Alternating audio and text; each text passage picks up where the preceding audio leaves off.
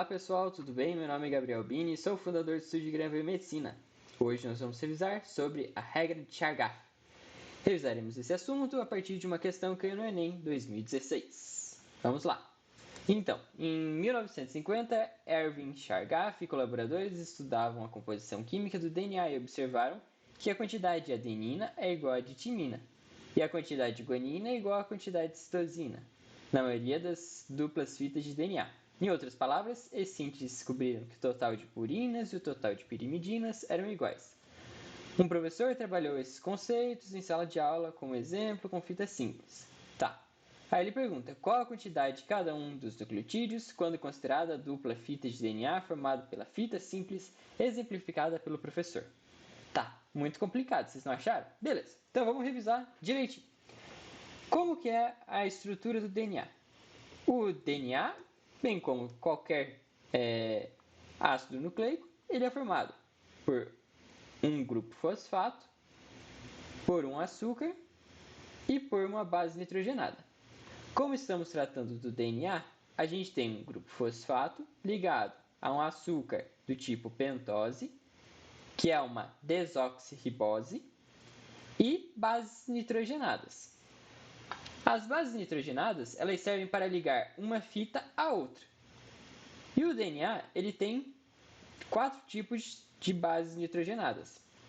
O DNA, ele tem as bases nitrogenadas adenina, timina, guanina e citosina.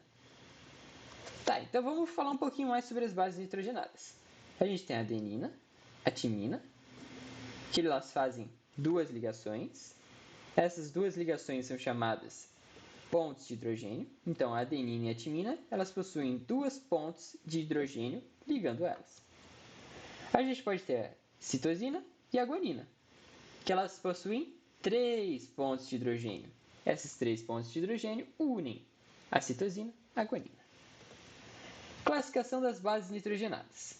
A gente também pode classificar a adenina, timina, citosina e guanina da seguinte forma. A gente pode dividir as bases nitrogenadas em púricas. As duas púricas são a adenina e a guanina. Qual que é a diferença? Que a adenina e a guanina, na sua fórmula molecular, possuem 2 anéis. Como a gente consegue ver aqui, um anel na adenina, outro anel na adenina, unidos.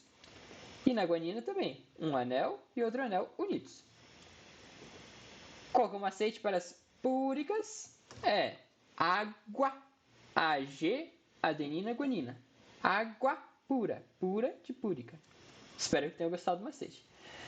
A outra classificação é das bases nitrogenadas pirimídicas, ou pirimidinas, que elas possuem um anel, que são a timina e a citosina, e a uracila. Só que a uracila a gente não encontra no DNA. A gente encontra apenas no RNA. Então vamos trabalhar com a fórmula molecular da timina e da citosina, que estão presentes no DNA. A gente tem a timina, que só tem um anel, característica das pirimidinas, e a citosina, que só tem um anel novamente. Beleza. Agora vamos para a questão então.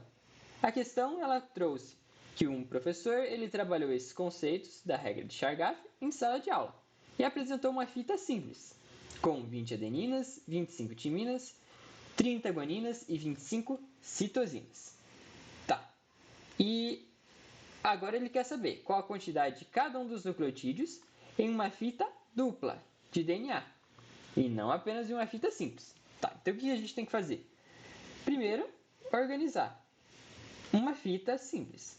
E nessa fita simples a gente vai colocar 20 adeninas, 25 timinas, 30 guaninas e 25 citosinas. Apenas dados aqui do enunciado. E ele quer uma outra fita. Tá, uma outra fita. Só que a gente tem que observar aqui no enunciado que ele fala que a quantidade de adeninas, de acordo com a regra de Chargaff, a quantidade de adenina é igual a de timina. E a quantidade de guanina é igual a de citosina. Por quê? Porque a adenina ela faz ligação com a timina e a guanina faz ligação com a citosina. Dessa forma, elas têm que ter nas duas fitas as mesmas combinações, ou seja, as mesmas quantidades. Por exemplo, a gente tem aqui nessa primeira fita, na fita simples que o professor trabalhou, 20 adeninas.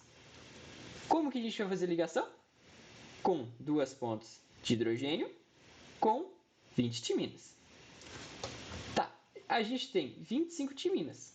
A timina faz ligação com a adenina. Então, a gente tem na outra fita 2 pontos de hidrogênio e 25 adeninas. Guanina. A guanina faz ligação com citosina. Se a gente tem 30 guaninas nessa primeira fita, na segunda fita a gente vai ter, primeiro, 3 pontos de hidrogênio e 30 citosinas. Por fim, a gente tem 25 citosinas dessa primeira fita. Na segunda fita, a gente vai ter antes 3 pontos de hidrogênio e 25 guaninas. Dessa forma, a gente encontrou como que fica o pareamento correto, ou seja, como que fica a organização da primeira e da segunda fita de DNA. E o que a questão está perguntando? Qual é a quantidade de cada um dos nucleotídeos quando considerada a dupla fita de DNA? Ou seja, ele quer saber agora o total. Como que a gente resolve? Somando.